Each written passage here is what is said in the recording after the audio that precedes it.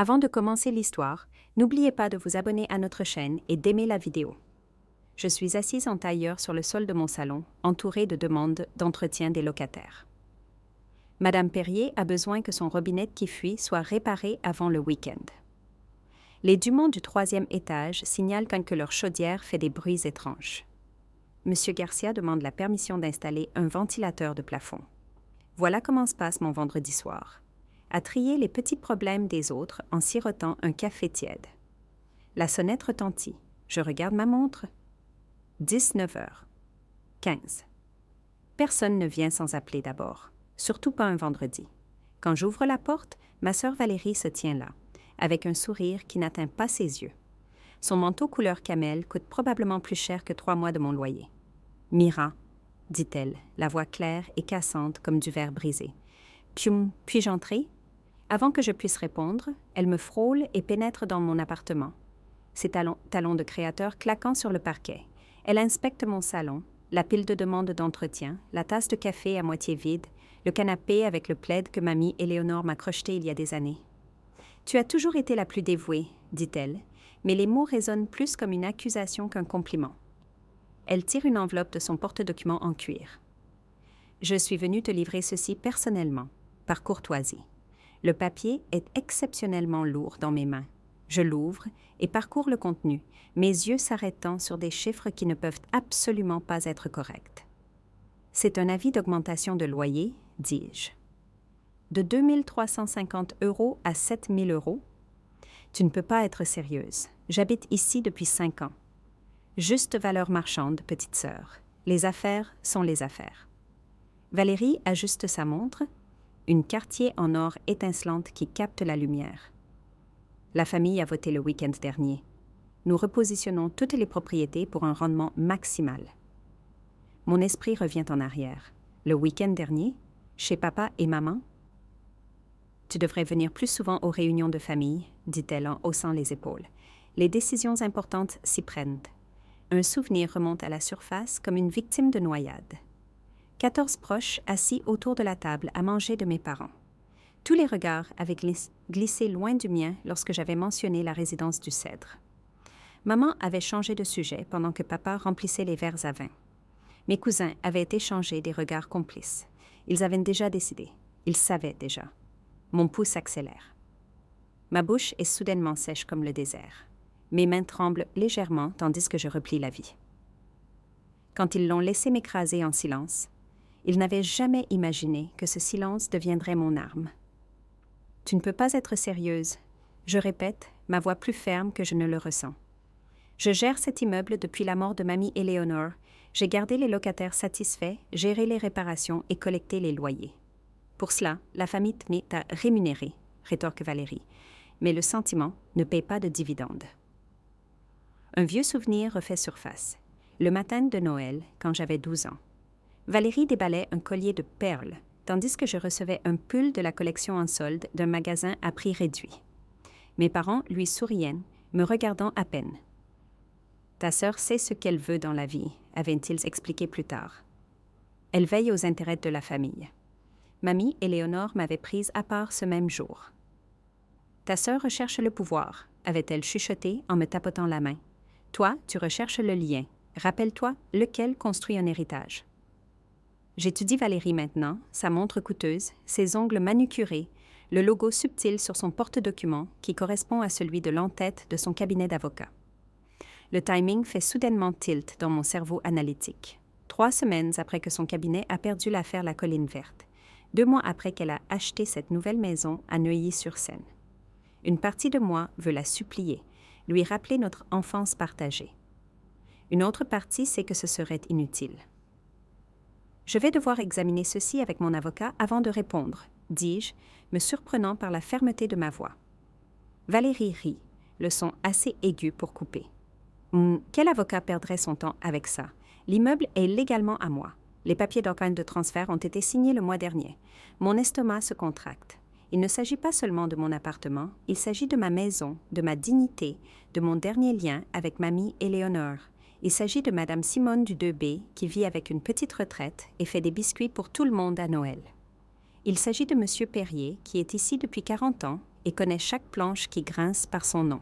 Maman et papa sont au courant? Je demande, bien que je connaisse déjà la réponse. Bien sûr, dit Valérie, regardant sa montre. Ta sœur gère tous les actifs de la famille. Elle sait ce qu'elle fait. Elle imite le ton autoritaire de notre père. Le sourire qui se répand sur son visage ne concerne pas l'argent, il concerne la victoire, le fait de me retirer enfin complètement de l'héritage de mamie Éléonore. Mon téléphone vibre. Un SMS de Madame Simone. « Descends prendre le thé, ma chérie. Tu as l'air contrariée. J'ai vu Valérie arriver. » La vieille dame vit dans l'immeuble depuis 40 ans.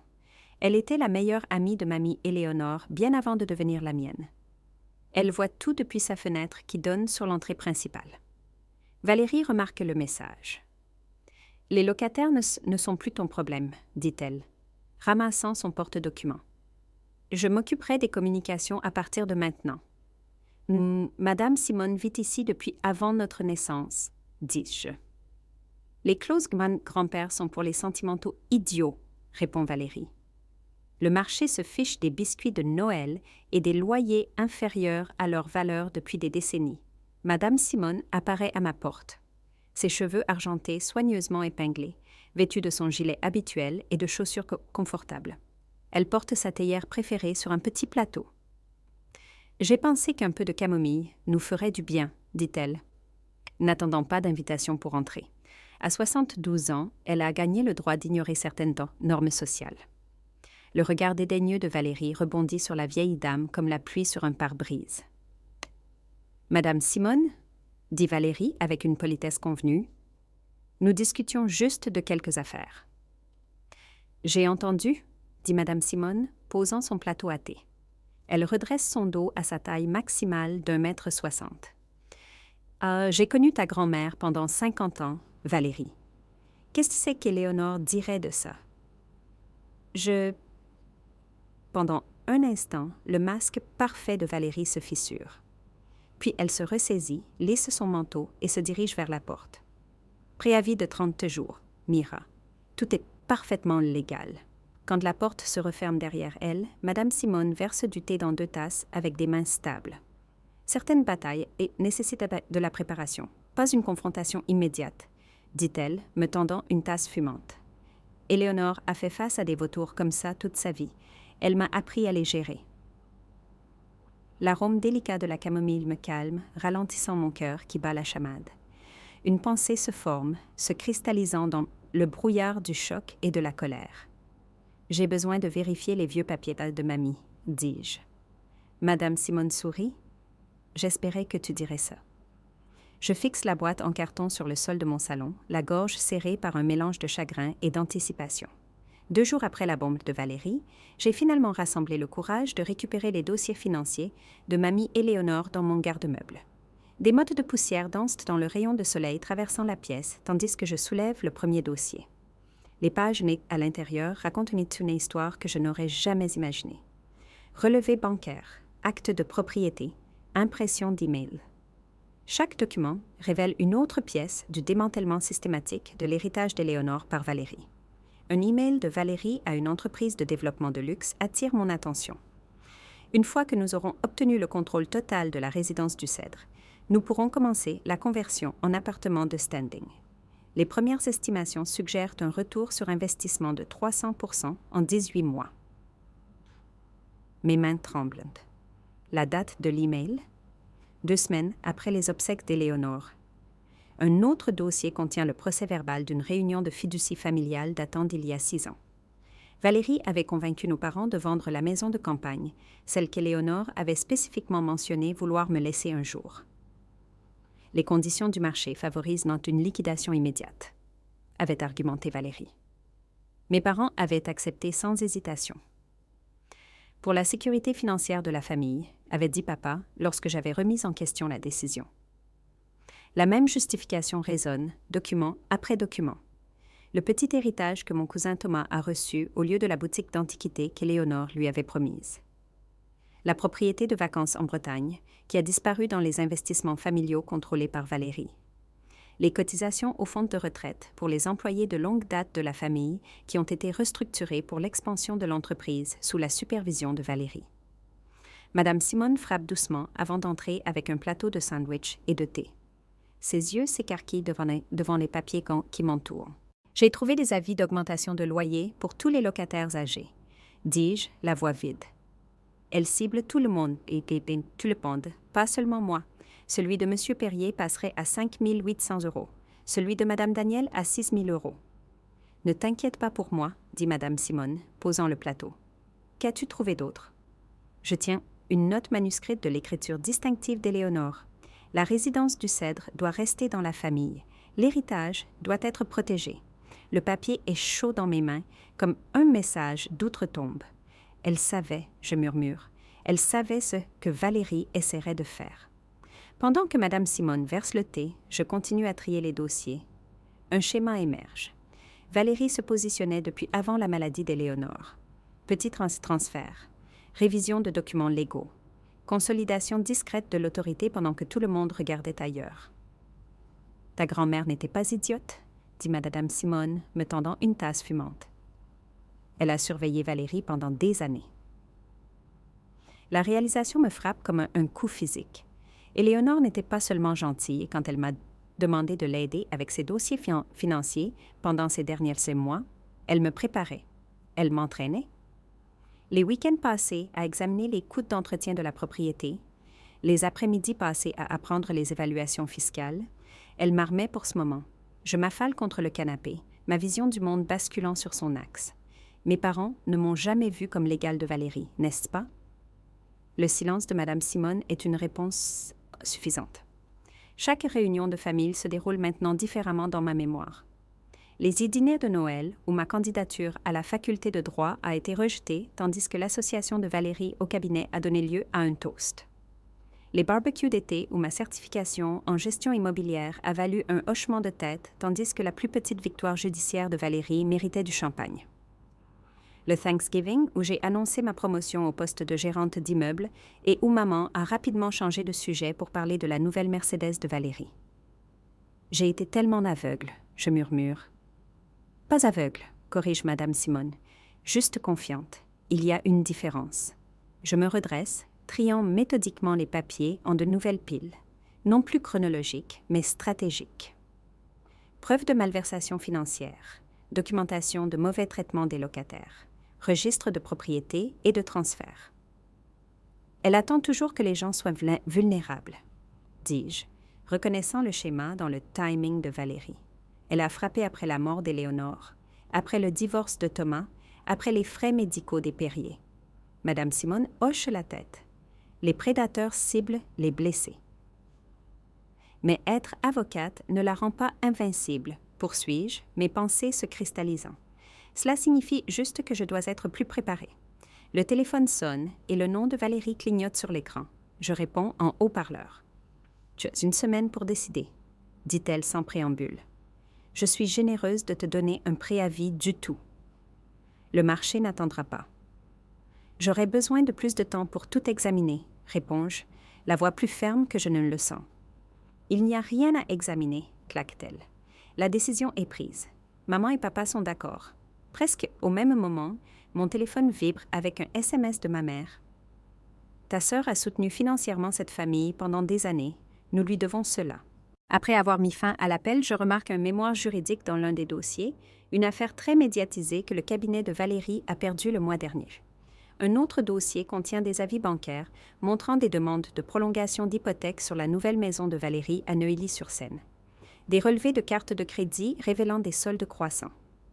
Des procès-verbaux de réunions d'associés, notant la pression pour générer plus de revenus. Ce n'est pas seulement de la cupidité, je réalise à voix haute. Elle est désespérée. Mme Simone regarde les documents, ce qui la rend dangereuse. Un dernier SMS de mon père confirme mes soupçons.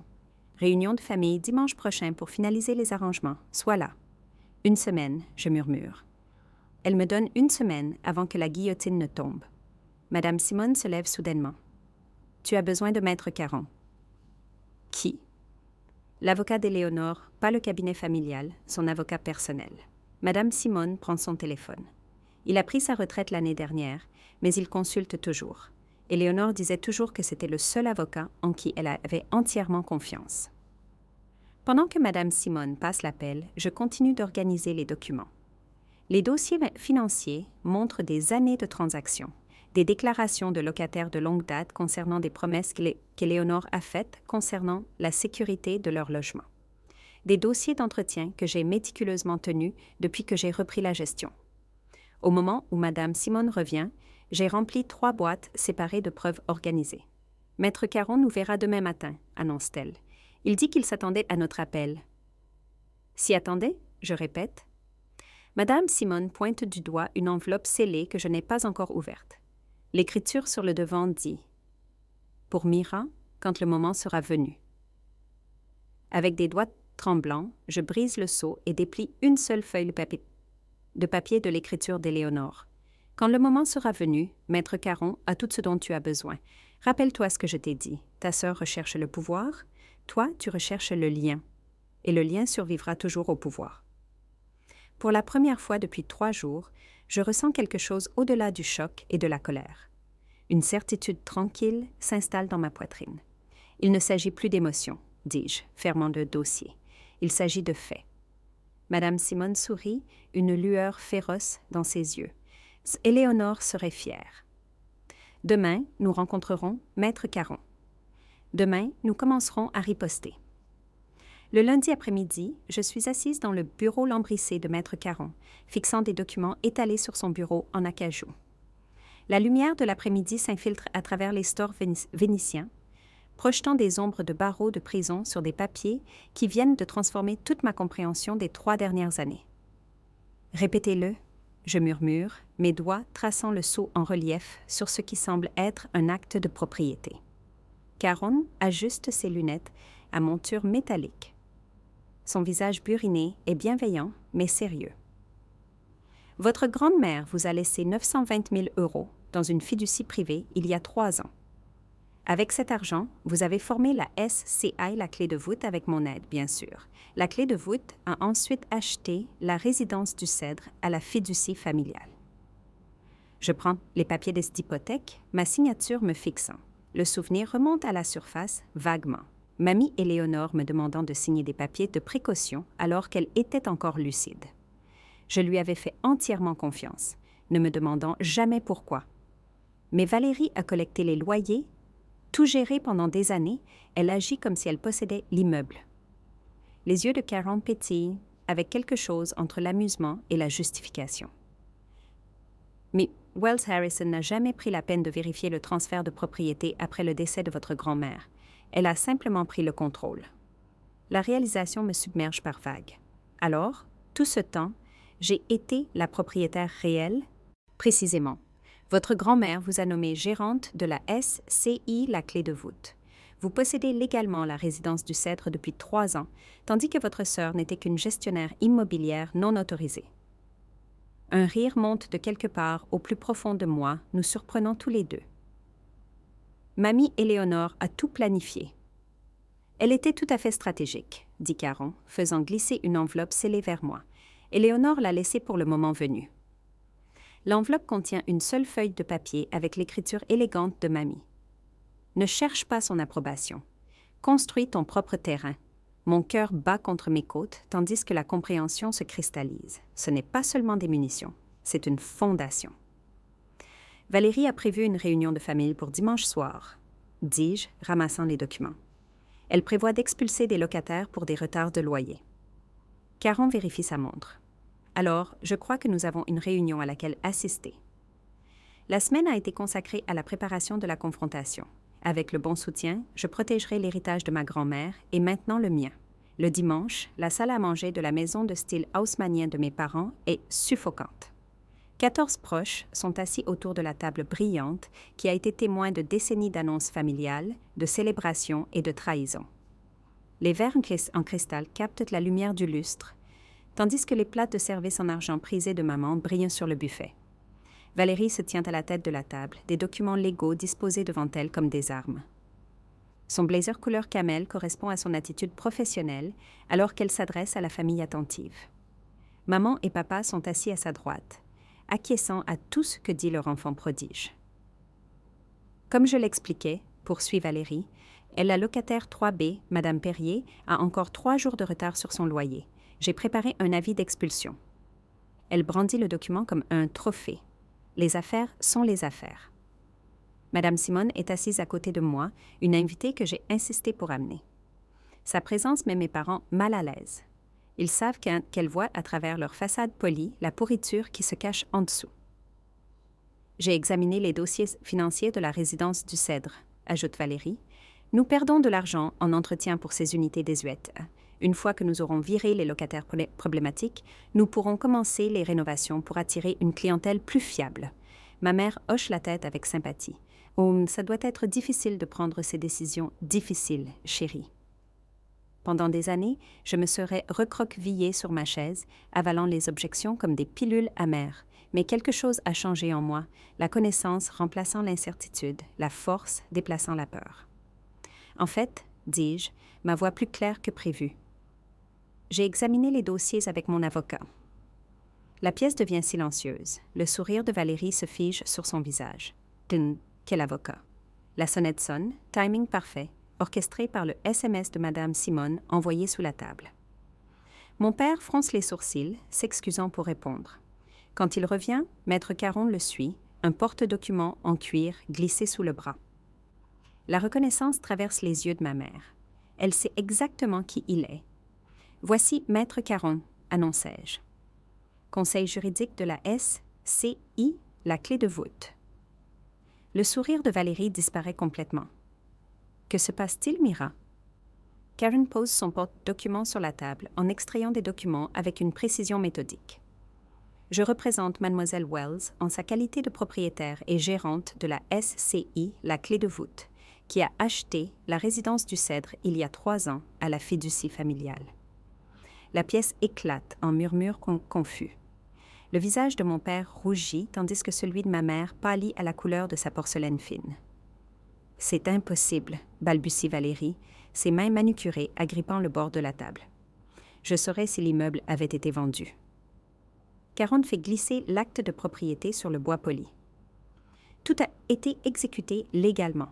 Votre grand-mère a veillé à ce que toutes les formalités appropriées soient faites auprès du conservateur des hypothèques, service de la publicité foncière. Ça ne peut pas être légal, insiste Valérie. Sa voix montant, maman n'aurait jamais... Mamie Éléonore s'est assurée que je pouvais protéger ce qui compte.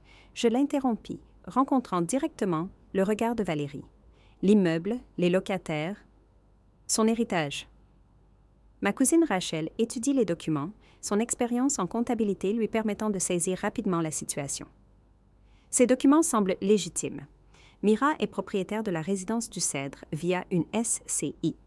Ce qui signifie, ajoute Caron calmement, que tout avis d'expulsion ou augmentation de loyer nécessiterait l'autorisation de Madame Wells en tant que propriétaire légale. Valérie s'affaisse sur sa chaise. Sa veste parfaitement taillée semblant soudain trop grande pour sa silhouette. Son contrôle sur moi, sur l'immeuble, sur le récit, s'effondre visiblement. Mon père s'éclaircit la gorge. Il doit y avoir une erreur. Aucune erreur, répond Caron, juste une planification minutieuse par Eleanor Wells pour garantir que ses souhaits soient respectés. La réunion de famille se dissout dans le chaos. Mes tantes chuchotent d'urgence. Mes oncles vérifient la mat leur téléphone comme si les réponses pouvaient y apparaître. Mes cousins réévaluent les alliances familiales en temps réel. Malgré tout, Valérie reste immobile, sa formation juridique calculant déjà les contre-attaques. Alors que nous partons plus tard en voiture, Madame Simone me serre la main, les yeux brillants de larmes contenues. Éléonore serait si fière. Elle a toujours dit que tu avais de l'acier dans la colonne vertébrale. Tu avais juste besoin de le découvrir toi-même. De retour à la résidence du Cèdre, les locataires se rassemblent dans le hall lorsque la nouvelle se répand. Monsieur Garcia du 4e apporte sa sangria faite maison. Les Dumont arrivent avec un gratin encore chaud de leur four. Même le discret monsieur Vasseur de l'appartement du coin se joint à nous. « Et c'est vrai ?» demande Madame Perrier, ses mains nouées par l'arthrite s'agrippant aux miennes. « Vous possédez l'immeuble maintenant ?»« Je le possède depuis 3 ans, j'explique. J'essaie encore de m'habituer aux mots moi-même. Je ne le savais tout simplement pas. Leur soulagement est palpable. Des années d'incertitude se lèvent des épaules voûtées et des visages inquiets. Valérie m'a dit le mois dernier qu'il convertissait en appartement de standing, confie Madame Dumont. Elle a dit que nous devrions commencer à chercher d'autres arrangements. Monsieur Garcia hoche la tête. Elle a refusé mes demandes d'entretien 3 fois et a dit que l'immeuble ne valait pas la peine d'investir.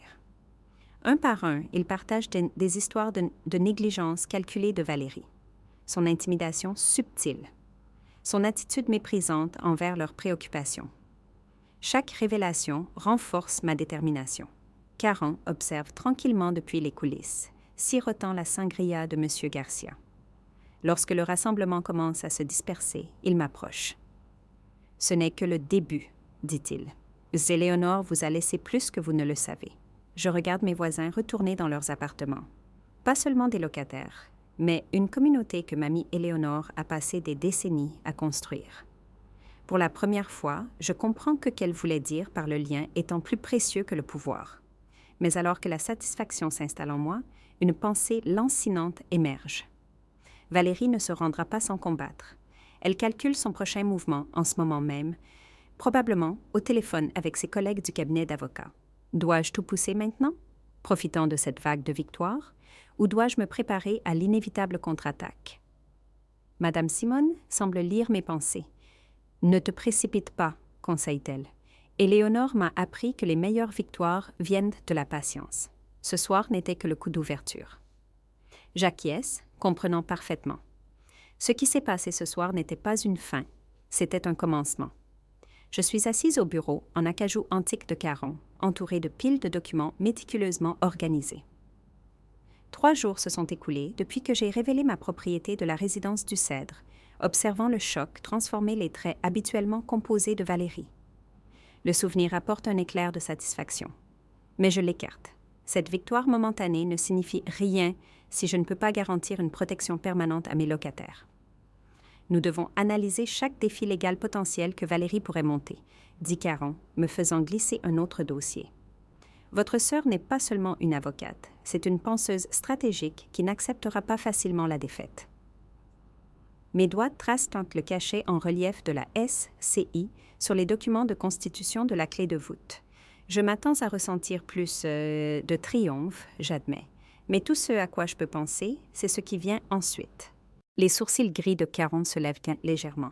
C'est exactement le bon instinct, Mira. La complaisance est la façon dont les gens perdent ce qu'ils ont légitimement gagné. Je passe des heures à examiner les réglementations de gestion immobilière et les statuts de SCI, prenant des notes méticuleuses dans le journal relié en cuir de mamie Éléonore. Le parfum familier de ces pages manque tandis que je cartographie les contre-mouvements potentiels de Valérie. Chaque fois que mon esprit s'égare vers la célébration, je le redirige vers la préparation. « Regardez ceci, » dis-je, poussant un relevé financier sur le bureau. Valérie a collecté les loyers sous le nom de Gestion Cèdre pendant les 3 dernières années, même si la propriété appartient légalement à la clé de voûte. Caron ajuste ses lunettes de lecture. Ce n'est pas seulement trompeur, c'est potentiellement frauduleux au regard du droit des sociétés. J'ouvre mon ordinateur portable et crée une feuille de calcul pour suivre chaque demande d'entretien qui est restée non satisfaite pendant la gestion de Valérie. Chaque fuite ignorée, chaque réparation reportée devient un point de données dans un schéma de négligence qui a sapé la valeur de l'immeuble tout en maximisant le profit à court terme. Je ne fais pas ça par vengeance, dis-je à Caron, bien qu'une partie de moi se demande si c'est entièrement vrai. Je le fais parce que je dois comprendre exactement ce qu'elle a fait pour me protéger de ce qu'elle pourrait faire ensuite. Traitez cela comme une stratégie commerciale, pas comme un drame familial, conseille Caron. Votre grand-mère connaissait la différence. Et cela lui a bien servi. Le lendemain matin, Madame Simone arrive à mon appartement avec un épais dossier jaune. Ses cheveux argentés captent toute la lumière, tandis qu'elle me le tend d'une prise ferme qui dément ses 72 ans. 15 déclarations signées des locataires, annonce-t-elle, documentant les demandes d'entretien qui n'ont jamais été traitées, les augmentations de loyers sans préavis approprié et le traitement méprisant de Valérie lorsqu'ils appelaient avec des préoccupations. J'ajoute cela à notre collection croissante de preuves. Quelqu'un a-t-il refusé de fournir une déclaration? Seulement les Davids du 3e C, dit-elle. Ils craignent des représailles. Nous les protégerons de toute façon, je promets. Cet après-midi-là, je parcours l'immeuble avec mon téléphone, photographiant les dégâts des eaux au plafond de la buanderie, les carreaux fissurés dans le hall et les tuyaux rouillés au sous-sol qui auraient dû être remplacés il y a des années. Chaque image documente la négligence de Valérie pendant qu'elle collectait des frais d'entretien qui n'allaient jamais vers l'entretien réel. De retour dans mon appartement, je me plonge dans les dossiers financiers qui révèlent un schéma plus troublant qu'une simple négligence. Les fonds d'entretien de la résidence du Cèdre avaient été systématiquement détournés vers un compte intitulé « Frais de gestion ». Les transactions, méticuleusement documentées dans les registres d'Éléonore, montrent près de 83 000 € qui auraient dû servir à l'amélioration de l'immeuble mais qui ont disparu dans les dépenses personnelles de Valérie. La sonnette interrompt mon analyse. Quand j'ouvre, mes parents se tiennent dans le couloir, leurs expressions un mélange familier de déception et d'inquiétude qui me transporte instantanément à mon enfance. « Tu es en train de déchirer cette famille, » dit ma mère, entrant sans attendre d'invitation. Ses boucles d'oreilles sans perles attrapent la lumière tandis qu'elle inspecte ma table à manger couverte de documents avec désapprobation. Valérie nous a toujours tous protégés. Mon père hoche la tête, les mains dans ses poches. Ta sœur dit que tu menaces maintenant d'une action en justice. C'est vrai? La réalisation me frappe comme de l'eau froide. Comme l'eau froide. Valérie a travaillé sur eux, filant un récit où je suis la méchante menaçant l'harmonie familiale plutôt que la victime protégeant ce qui est à moi. Et c'est ce qu'elle a mentionné qu'elle a détourné plus de 80 000 € de fonds d'entretien pour son usage personnel. Je demande calmement. Le regard de ma mère glisse. Les affaires sont compliquées, Mira. Valérie comprend ces choses mieux que moi. Je finis pour elle. Et c'est ce que vous avez toujours cru, n'est-ce pas? Peu importe les preuves qui sont justes devant vous. Et quelque chose se resserre dans ma poitrine, la compréhension que mes parents pourraient ne jamais voir la vérité, ne jamais reconnaître que leur enfant prodige a systématiquement exploité tout le monde autour d'elle, y compris eux. Après leur départ, promettant de me ramener à la raison, je retourne à mes feuilles de calcul avec une détermination renouvelée. Perdre l'approbation de ma famille fait mal, mais pas autant que de céder à la manipulation de Valérie. La vérité compte plus que l'approbation. Je me chuchote, les mots d'Éléonore d'il y a des années prenant enfin tout leur sens. J'organise un autre dossier de preuves, me préparant pour la bataille que je comprends maintenant être inévitable. Le lendemain matin, je suis assise au bureau de Caron, organisant méthodiquement les dossiers en 3 piles précises. La gauche contient les dossiers financiers, montrant les transferts suspects de Valérie. Le centre contient les déclarations de locataires documentant les demandes d'entretien négligées. La droite affiche les documents de propriété prouvant mon contrôle de la résidence du Cèdre via la SCI, la clé de voûte. Comment cela se présente-t-il? Demande Caron, entrant avec 2 tasses fumantes. L'arôme de café noir filtre remplit le bureau lambrissé. Tout est en place, dis-je, acceptant la tasse avec un hochement de tête. Les avis aux locataires sont préparés, les dossiers financiers sont sécurisés, les plans d'amélioration de l'immeuble sont rédigés. Ma voix semble plus stable qu'il y a une semaine, lorsque Valérie est apparue pour la première fois à ma porte avec cette enveloppe. Caron s'installe dans son fauteuil en cuir, le matériau grinçant sous son poids. Votre grand-mère approuverait. Il ne s'agit pas seulement de garder un immeuble, Mira. Il s'agit d'honorer un héritage. Je passe mon doigt le long du bord des notes manuscrites d'Éléonore. Son écriture élégante détaille chaque précaution qu'elle a prise pour protéger ce qui comptait pour elle. Valérie pense que c'est une question d'argent. Ça ne l'a jamais été. C'est son erreur fondamentale, dit Caron, tapotant un stylo sur son bloc-notes légal. Elle ne peut pas se battre contre ce qu'elle ne comprend pas. Le soleil de l'après-midi projette de longues ombres à travers le bureau pendant que nous travaillons. Madame Simone appelle 2 fois pour faire le point sur ses progrès, organisant la réunion des locataires. Monsieur Perrier propose de témoigner de la façon dont j'ai personnellement réparé sa plomberie de salle de bain lorsque Valérie a refusé d'envoyer un entrepreneur. Même les Dumont du 3e étage fournissent des déclarations écrites sur de mystérieux frais de gestion qui sont apparus sur leur relevé de loyer après que Valérie a pris le contrôle. Nous nous préparons à la guerre, pas seulement à une autre escarmouche, dis-je à Caron, tandis que nous cataloguons chaque pièce de preuve. Le travail méthodique m'apaise. Chaque document représente une autre brique dans les fondations de notre défense. Mon téléphone vibre. Madame Simone. Son nom sur l'écran me fait sourire jusqu'à ce que je lise son message. Quelqu'un du cabinet d'avocat de ta sœur vient de me signifier des papiers, affirmant que je viole la politique de l'immeuble en organisant des réunions de locataires. Le café devient amer dans ma bouche. Valérie cible Madame Simone maintenant.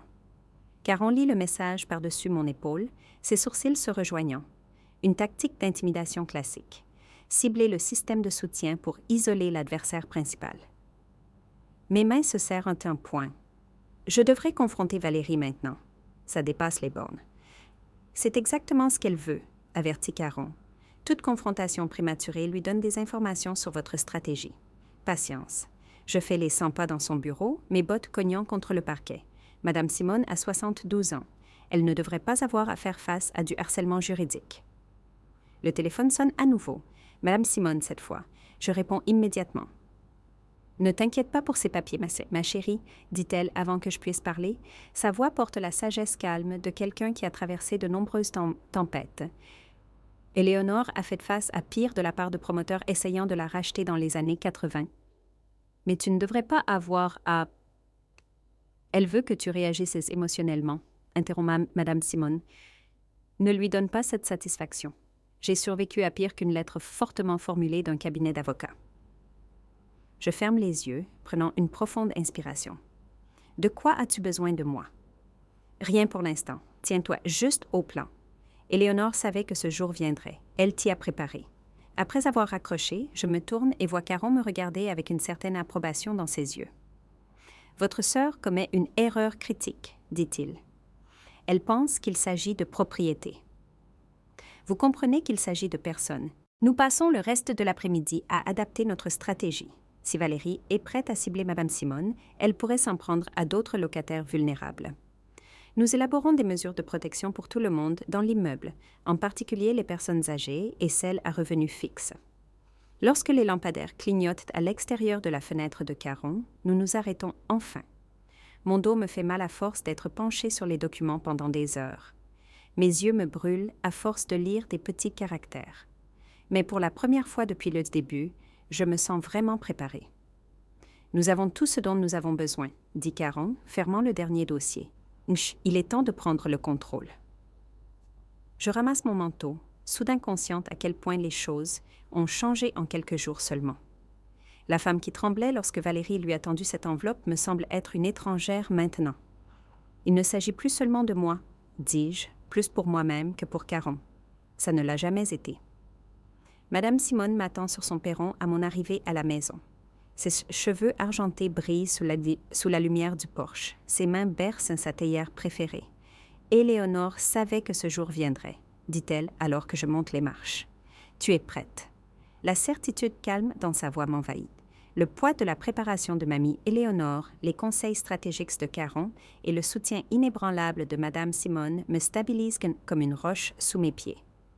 Lundi, Valérie découvrira ce qui se passe lorsque le silence devient force. Le lendemain matin, je serre le bord de la table en bois, les jointures blanches, tandis que la juge Harmon ajuste ses lunettes. La salle d'audience bourdonne d'anticipation. Tous les sièges sont remplis, une mer de visages de la résidence du Cèdre.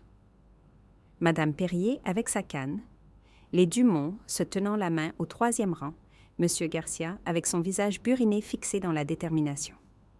Valérie est assise de l'autre côté de l'allée, la colonne vertébrale rigide dans son tailleur gris foncé. Son avocat trie les papiers avec une efficacité professionnelle. Mes parents occupent la rangée juste derrière elle. Le bras de mon père est drapé protecteur autour des épaules de ma mère. Ils ne m'ont pas regardé une seule fois. Madame Simone se penche et me tapote la main. « Respire, ma chérie. » Maître Caron arrange ses notes méthodiquement à côté de moi. « Souviens-toi de ce dont nous avons discuté. Laisse les preuves parler. » L'huissier appelle à l'ordre et la juge Harmon commence. Ceci est une audience d'urgence concernant les droits de propriété et de gestion de la résidence du Cèdre.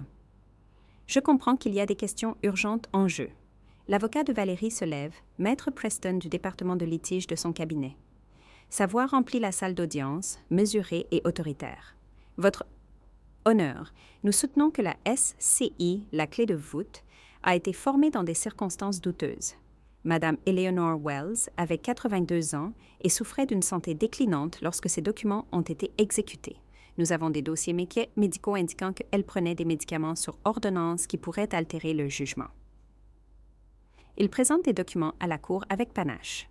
De plus, Mira Wells a une expérience commerciale limitée et aucune formation juridique. Sa grand-mère était clairement soumise à une influence indue pendant une période vulnérable. Mon estomac se noue. Ils attaquent la capacité mentale de mamie Éléonore, quelque chose de si précieux pour elle. Je respire lentement, me souvenant de sa voix. La patience survit au pouvoir.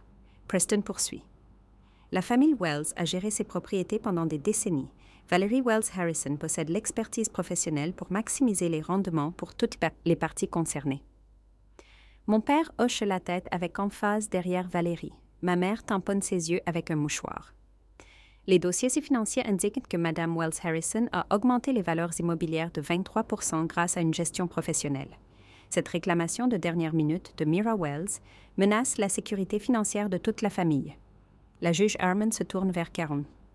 Votre réponse, maître? Caron se lève lentement, délibérément. Ses mouvements sont mesurés, mais sa voix reste imposante. Votre honneur, j'ai servi d'avocat à Eleanor Wells pendant 34 ans. J'étais présent lorsque la SCI, la clé de voûte, a été formée, et lorsqu'Eleanor Wells a transféré la propriété de la résidence du Cèdre à cette SCI. Il soulève une tablette vidéo. Plutôt que de vous parler de la capacité mentale d'Éléonore, j'aimerais qu'elle s'exprime elle-même. La salle d'audience se tait tandis que Caron connecte la tablette à l'écran. Éléonore apparaît, assise dans son salon, l'horodatage montrant 3 semaines avant son décès. Moi, Éléonore Mary Wells, étant saine d'esprit et de corps, fais cette déclaration librement et sans contrainte. Sa voix, bien que plus douce que dans sa jeunesse, porte la même clarté et le même objectif dont je me suis toujours souvenu. Je souhaite expliquer ma décision concernant la résidence du Cèdre. Elle ajuste ses lunettes, le même geste que la juge Harmon a fait quelques minutes plus tôt. J'ai construit cette propriété il y a 52 ans avec mon mari, Charles. Pendant des décennies, elle a fourni des foyers aux familles de travailleurs et aux personnes âgées à revenus fixes. Ma petite fille Mira a démontré l'engagement à poursuivre cet héritage. Une larme s'échappe malgré ma détermination à rester calme. Madame Simone me serre la main. Éléonore poursuit. Je transfère la propriété à la SCI, la clé de voûte, que Mira gérera. Je le fais en pleine connaissance de mes actes et de leurs conséquences. La vidéo continue avec Éléonore répondant aux questions de Caron sur sa décision.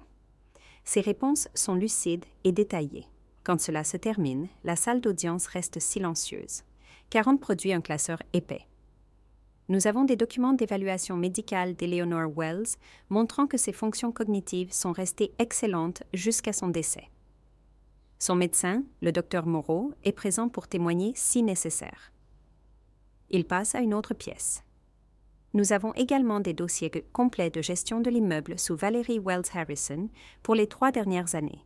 Les relevés financiers montrent 83 000 € affectés à l'entretien de l'immeuble qui ont été détournés vers d'autres comptes. Un murmure se propage dans la salle d'audience. Valérie se déplace sur son siège.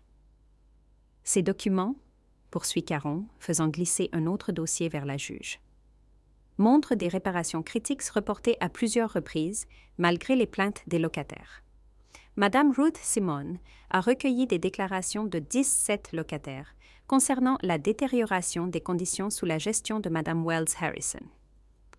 Madame Simone se lève, serrant un dossier.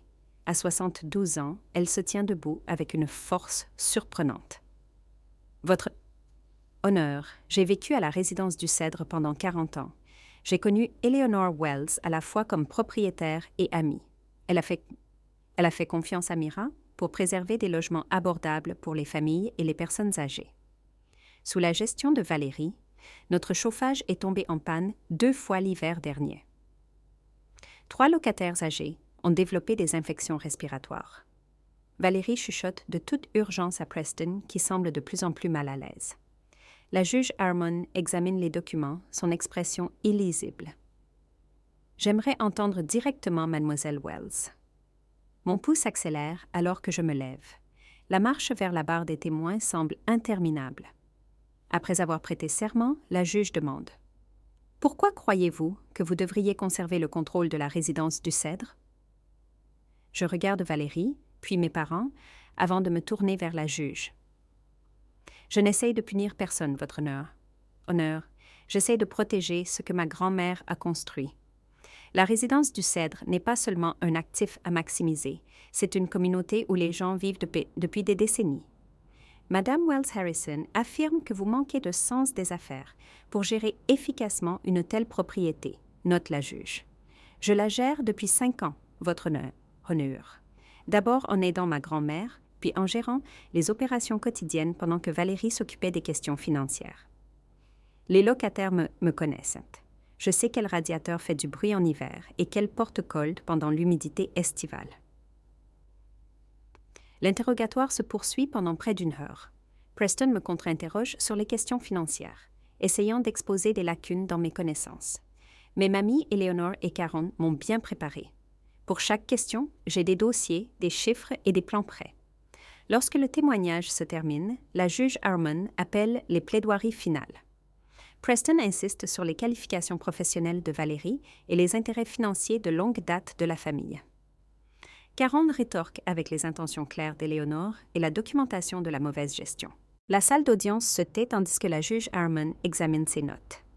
Valérie maintient son expression composée, mais ses doigts tapotent rythmiquement contre son porte-document en cuir, une habitude nerveuse d'enfance. Finalement, la juge Harmon lève les yeux. Après avoir examiné les preuves présentées aujourd'hui, je constate que la formation de la SCI, la clé de voûte et le transfert de propriété ultérieur ont été exécutés correctement par Eleanor Wells alors qu'elle était pleinement compétente pour prendre de telles décisions. Un doux soupir s'échappe de Madame Simone à côté de moi. De plus, les dossiers financiers présentés montrent des pratiques de gestion qui sont, au mieux, professionnellement discutables. Le regard de la juge s'arrête brièvement sur Valérie. Ce tribunal confirme les droits de propriété et de gestion de Myra Wells sur la résidence du Cèdre par l'intermédiaire de la SCI, la clé de voûte. Le soulagement m'inonde, chaud et accablant. Karen pose une main ferme sur mon épaule. De plus, poursuit la juge Harmon, le tribunal ordonne une reddition complète des comptes de toutes les finances de la résidence du Cèdre pendant la période de gestion de Valérie Wells Harrison. Toute fonte d'entretien détournée doit être remboursée à la SCI, la clé de voûte, dans les 60 jours. La composure de Valérie craque enfin. Ses épaules s'affaissent légèrement, bien qu'elle maintienne sa posture rigide.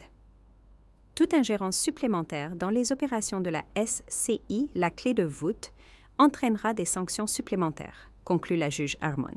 Cette affaire est réglée. Le coup de marteau retentit avec finalité. Le son résonne dans la salle d'audience, à travers ma poitrine. « Merci, votre honneur, dis-je, la voix stable malgré l'émotion qui monte en moi. » Alors que les gens se lèvent, un homme en costume sombre s'approche de Preston, lui tendant une carte de visite. Je saisis les mots « Ordre des avocats » avant que Karen ne me guide vers la sortie. Madame Simone m'embrasse, les larmes aux yeux.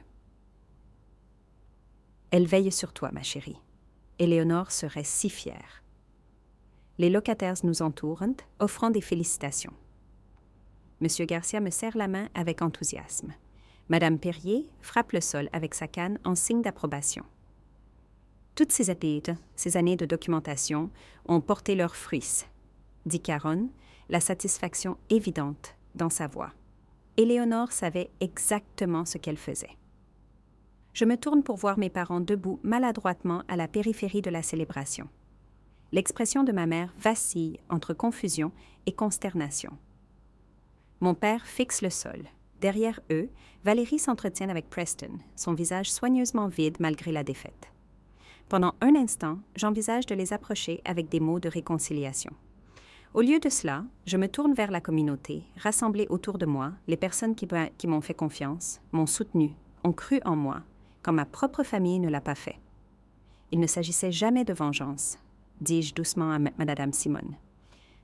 Il s'agissait de la vérité, dit-elle en hochant la tête, la compréhension dans ses yeux. La vérité a une façon de tout remettre en ordre à la fin. À l'extérieur du tribunal, le soleil perce les nuages qui menaçaient de pleuvoir toute la matinée. La lumière semble symbolique, réchauffant mon visage alors que je descends les marches avec ma vraie famille, celle que mamie Éléonore m'a aidée à trouver. Je suis debout dans la salle commune rénovée de la résidence du Cèdre, regardant Madame Simone disposer des fleurs sur la table du buffet.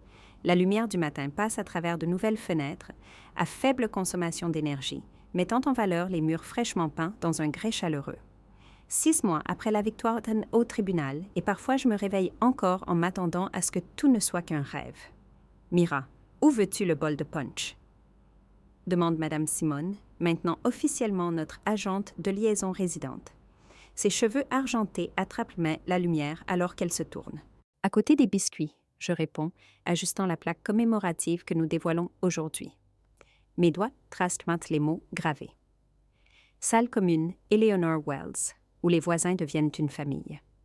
Monsieur Garcia, du 3B, entreportant un gâteau fait maison. « Comme promis, dit-il. La recette de ma mère pour célébrer notre nouveau système de chauffage.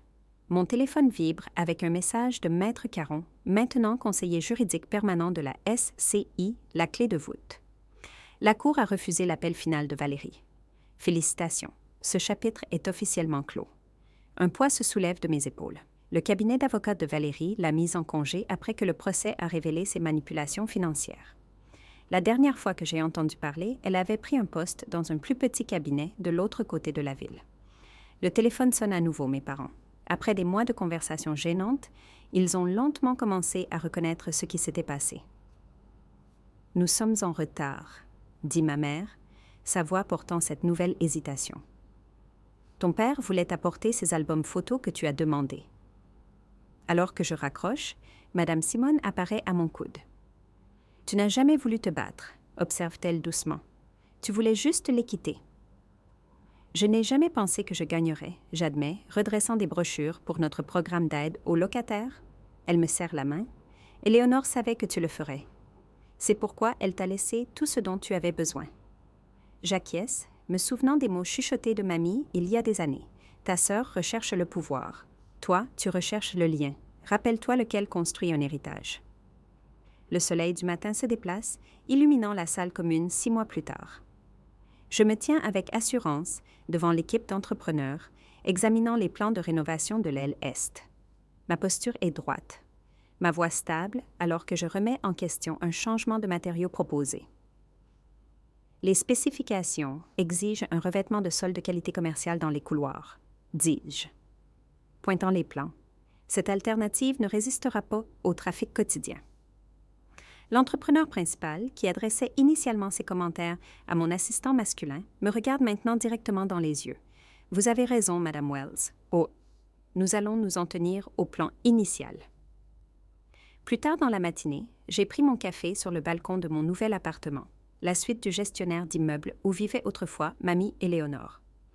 De là, je peux voir le petit jardin où Madame Perrier cultive des tomates, tout en discutant avec une jeune mère qui a emménagé le mois dernier. La liste d'attente pour les appartements s'étend maintenant à 37 noms. Malgré la pression immobilière, j'ai maintenu les loyers à des niveaux abordables tout en améliorant régulièrement l'immeuble. Mon téléphone sonne. C'est Marissa, une jeune gestionnaire immobilière qui me fait de l'ombre. La banque a approuvé la famille Fournier pour le plan de paiement, rapporte-t-elle. Exactement comme vous l'avez suggéré. Excellent, je réponds. Souviens-toi de ce que je t'ai dit. Un immeuble, c'est des briques. Une communauté, c'est des gens, termine-t-elle. Dans l'après-midi, Madame Simone me trouve en train d'examiner les demandes pour notre programme d'aide au logement.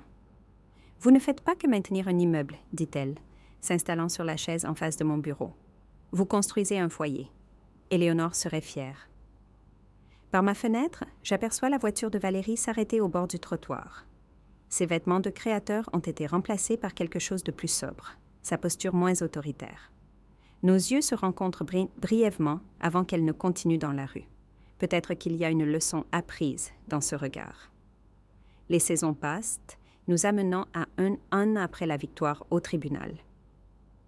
Je suis assise en face de M. Dubois, un veuf confronté à l'expulsion, après que des factures médicales aient épuisé ses économies. Mon propriétaire dit que les affaires sont les affaires, explique-t-il, les épaules affaissées. La phrase déclenche un souvenir. Valérie me remettant mon avis d'expulsion avec ces mots exacts. J'étudie sa modeste pension qui couvre à peine l'essentiel. La résidence du Cèdre a un plan de paiement flexible pour les résidents en transition, je lui dis. Nous pouvons travailler avec vos revenus et ajuster à mesure que votre situation s'améliore. L'espoir vacille sur son visage. Je ne comprends pas. Tous les autres endroits m'ont rejeté. La résidence du Cèdre fonctionne différemment, j'explique. Ma grand-mère m'a appris que la propriété n'est pas seulement un actif sur un bilan. Ce soir-là, lors de notre rassemblement communautaire mensuel, j'ai regardé 3 familles qui, autrement, seraient sans abri, partager un repas dans notre salle commune. Le fonds communautaire Eleanor Wells, maintenant dirigé par Mme Simone, a aidé 17 ménages à trouver un logement stable cette année. Des propriétaires d'immeubles voisins se mêlent aux locataires intéressés par notre modèle. La vision de votre grand-mère se répand, chuchote Mme Simone, le logement compatissant avec dignité. Mes parents se tiennent près de la table des desserts, s'engageant timidement avec des locataires qu'ils avaient autrefois rejetés. Notre relation reste formelle, mais le silence rigide entre nous s'est adouci en quelque chose qui pourrait, avec le temps, guérir. Alors que le rassemblement se termine, je monte au jardin sur le toit. Le coucher de soleil baigne le quartier d'une lumière ambrée, mettant en évidence les petites améliorations qui ont transformé la résidence du Cèdre. La voix de mamie Éléonore semble chuchoter sur la brise du soir. Le pouvoir sans compassion n'est que contrôle. Je prends une profonde inspiration, en paix avec mes choix. Quand les gens vous montrent qui ils sont, croyez-les, mais laissez-leur de la place pour devenir meilleurs. C'est le véritable héritage que mamie Éléonore m'a laissé, plus précieux que n'importe quel acte de propriété.